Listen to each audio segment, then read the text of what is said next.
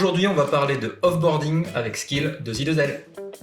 Salut Romain, Salut Henri, ça va bien aujourd'hui? ça va très bien, je te remercie. Bon, on parle de quoi aujourd'hui? Aujourd'hui, on va parler de offboarding après avoir échangé lors du dernier podcast sur le onboarding. Forcément, toute logique, Forcément. on va parler maintenant du offboarding. Ok, alors donne-moi une petite définition déjà de ce qu'est l'offboarding. Alors le offboarding, c'est ni plus ni moins que l'accompagnement d'un départ d'un salarié, d'une salariée, d'une entreprise ou d'une enseigne, puisqu'on va parler plus précisément du commerce aujourd'hui en tout cas. Ça existe ça dans les entreprises? Eh ben, c'est pour ça qu'on va en parler, parce que ça existe en tout cas, mais pas assez, et notamment en France, puisqu'il y a une stat qui dit qu'aujourd'hui seulement 8% des entreprises en France ont formalisé un processus de offboarding. Et c'est bien dommage parce que quand on sait aujourd'hui le taux de turnover qu'on a, et notamment dans le commerce, encore plus depuis la période Covid, eh ben, ça reste un process hyper important à prendre en compte pour tous les entrepreneurs. Ok. Donc l'offboarding, forcément, il y a un côté, moi personne, j'ai envie de partir, et moi employeur, j'ai envie de faire partir la personne. Est-ce que tu peux du coup nous parler un petit peu des typologies d'offboarding qu'on constate aujourd'hui?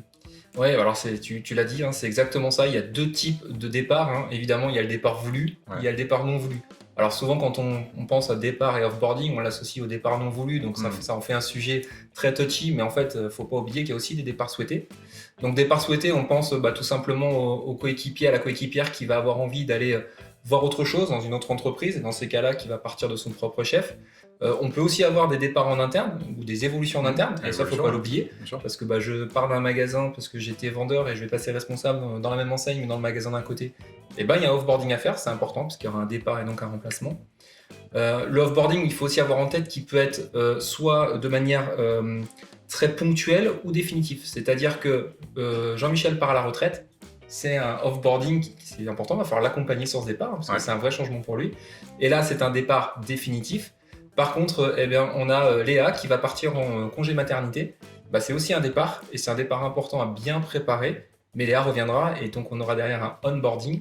Et comme on dit souvent, un bon onboarding va avoir pour conséquence un excellent offboarding, et vice-versa. Ouais, c'est complètement lié. Et du coup, ouais, effectivement, l'offboarding, même en interne, c'est vrai qu'on n'y pense pas naturellement, une évolution de poste, quelqu'un qui s'en va ou qui évolue dans une autre filiale, il faut aussi prévoir ce schéma, ce processus d'offboarding.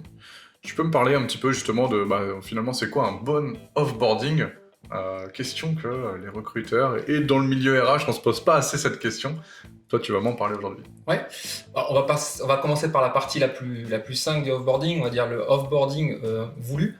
C'est-à-dire que moi, on va prendre l'exemple d'un salarié qui va dire j'ai une opportunité à son manager dans une autre enseigne, je souhaite partir. À partir de là, on va tout simplement anticiper ce départ à travers la mise en place d'une passation. Donc, c'est-à-dire que le manager, évidemment, lui va se mettre en process de recrutement. Une fois que le remplaçant va avoir été trouvé, c'est important, puisqu'il y a une période de préavis, évidemment, avant de partir, c'est important de déjà caler des moments entre le nouvel arrivant et le partant pour pas qu'il y ait tout simplement de perte de connaissances, de perte de savoir-faire et de perte de compétences. Parce que c'est sûr que quand on a un partant qui n'a pas assuré de passation, malheureusement, il va partir avec soit ses dossiers clients, soit avec c'est aussi ses suivis de son équipe, et c'est dommage de ne pas avoir fait une vraie passation. Donc ça veut dire que l'offboarding, si on veut avoir une passation, comme tu disais, qualitative, est-ce que ça veut dire que il faut faire une passation avec des process dès l'instant où la personne part, ou est-ce qu'il faut que ce soit proactif toute l'année, en anticipant un potentiel offboarding, un changement dans l'entreprise? C'est une très bonne question, mais de toute manière, j'ai envie de dire qu'il n'y a pas de surprise. C'est-à-dire que quand un offboarding se passe mal, donc quand un départ se passe mal, c'est généralement que l'accompagnement en amont n'a pas été bon. Donc si moi, manager, j'ai suivi régulièrement mon coéquipier, ma coéquipière, évidemment que je vais savoir, avant même qu'il m'en parle, qu'il va partir. On va en parler au fur et à mesure de nos échanges, lors de nos entretiens réguliers. Si je sens un mal-être, je vais l'accompagner soit pour le remettre dans le match. Si malheureusement je sens qu'il n'y a plus de motivation, d'engagement dans le projet, oui, c'est là que je vais commencer à me mettre dans une posture de manager qui accompagne vers l'externe. Donc en gros, je pense que le offboarding, on a toujours dans un coin de sa tête et finalement il se prépare tout au long du process. C'est rare des gens qui vont aujourd'hui faire toute leur carrière dans une seule et même enseigne. Ça arrive, mais c'est rare. Ok. Et du coup, sur le non voulu?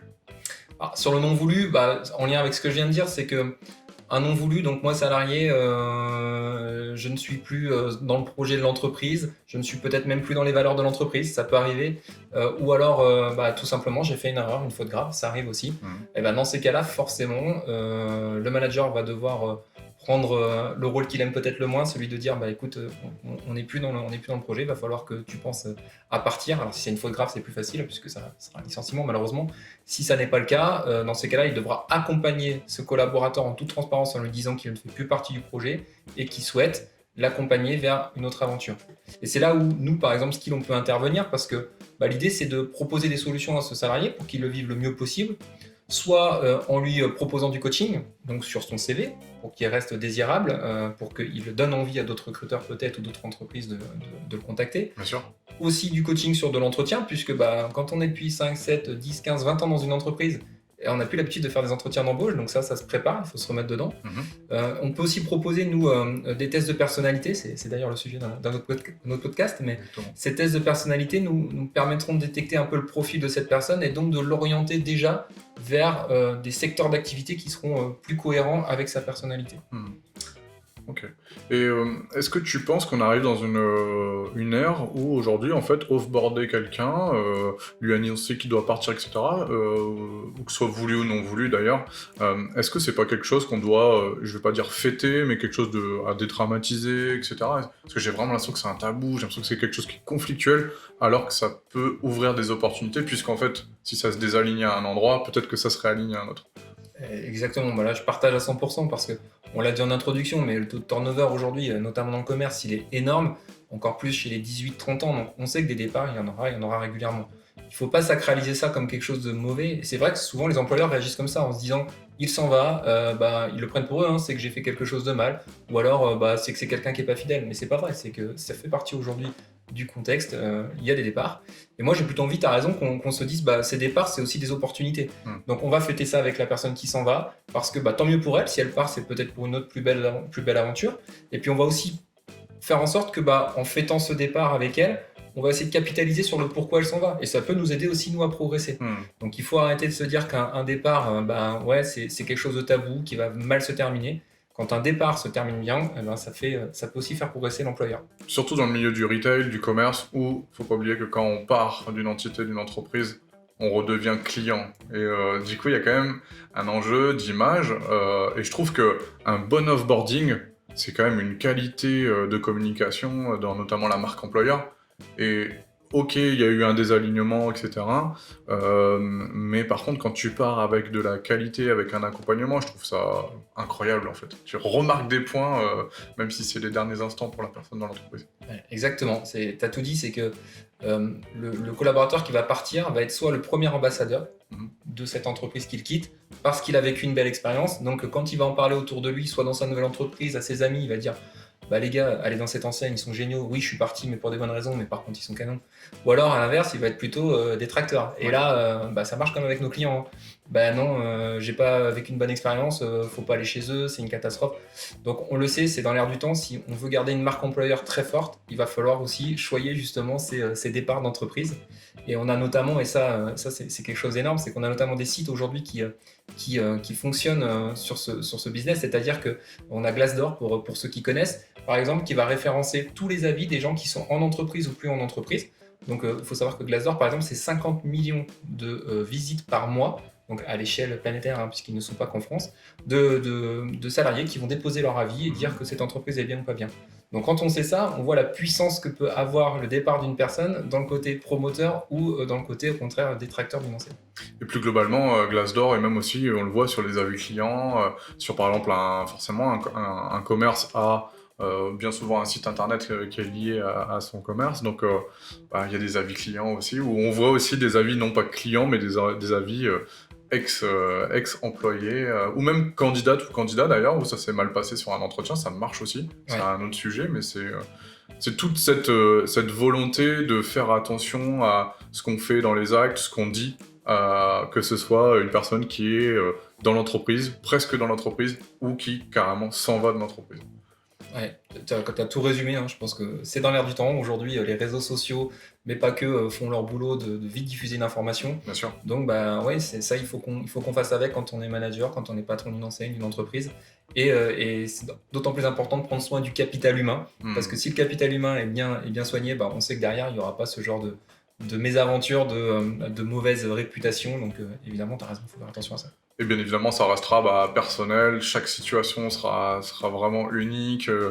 On aura beau se dire qu'il faut faire un bon offboarding, mais si ça part, effectivement, si ça part d'un conflit, etc., forcément, c'est compliqué à bien offboarder. Mais bien souvent, comme tu l'as dit, c'est plus une situation où l'onboarding, je veux dire l'onboardage, qui marche bien aussi. Ça aussi, hein. Ah, l'onboardage l'onboardage ou l'onboarding qui a pas non plus été énormissime, qui n'a pas été réussi.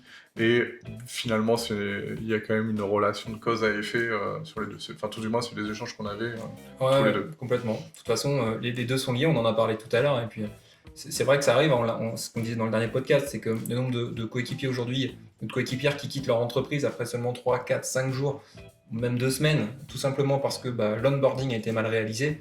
Là on rentre dans un cercle vicieux de j'ai perdu mon coéquipier parce que j'ai pas bien intégré, je vais devoir réembaucher, donc en plus j'ai à gérer un offboarding entre les deux, je vais devoir de nouveau, parce que ça va coûter de l'argent, je vais devoir de nouveau investir dans ce recrutement. Donc il faut avoir ça en tête aujourd'hui, c'est que tout part du onboarding, s'il est réussi, déjà on aura moins de offboarding, et puis s'il y a un offboarding, il sera quand même beaucoup plus facile à réaliser. Ok. On a hâte de voir un petit peu comment ça va évoluer. En tout cas, forcément, nous, on a envie que les entreprises offboardent encore mieux. Ouais. Et c'est quand même un beau clin d'œil de sincérité humaine. Et forcément, c'est quelque chose qui fait du bien dans le milieu du recrutement et surtout dans le milieu RH avant tout. Complètement d'accord. Merci Romain pour ce petit offboarding point. Merci Henri. Allez, je t'offboard. Ciao. Allez, à bientôt. Si vous souhaitez aller plus loin sur le offboarding, on vous a préparé un petit article à retrouver sur notre site skill.fr de J2L.